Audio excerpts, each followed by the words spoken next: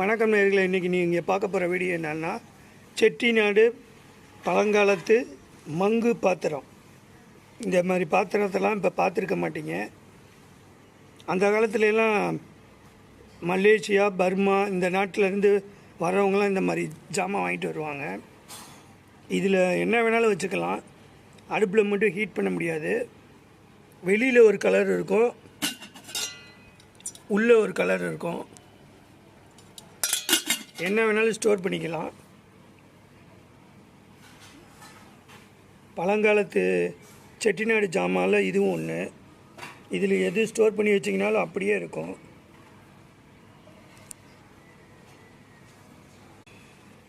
இதில் வைக்கிற எந்த பொருளும் கெட்டு போகாது.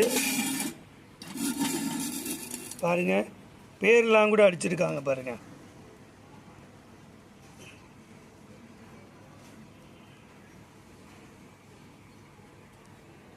பார்த்தீங்களா, அருமையான வெளியில் வந்து க்ரீன் கலரு, மேலே சைடில் ரெட் கலர் கோட்டிங்கு, உள்ளே ஒயிட்டில் இருக்குது. இது கொஞ்சம் லைட்டாக இதான மாதிரி இருக்குது. புழங்குனது தான் இது. நாங்கள் காரைக்குடி போனப்போ எங்களுக்கு ஒருத்தவங்க கிஃப்டாக கொடுத்தாங்க. அது உங்களுக்காக வீடியோ எடுத்து நான் போடுறேன்.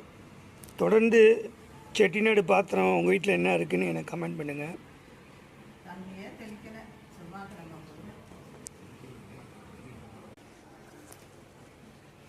நாங்கள் இப்போ இந்த பாத்திரத்தில் என்ன வச்சுருக்கோன்னா மாப்பிள்ளை சம்பா அரிசி வச்சுருக்கோம்.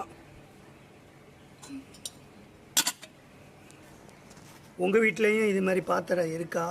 இருந்தால் எனக்கு கமெண்ட் பண்ணுங்கள். தொடர்ந்து நம்மளோட ஹைக்கண்ணன் யூடியூப் சேனலை பாருங்கள்.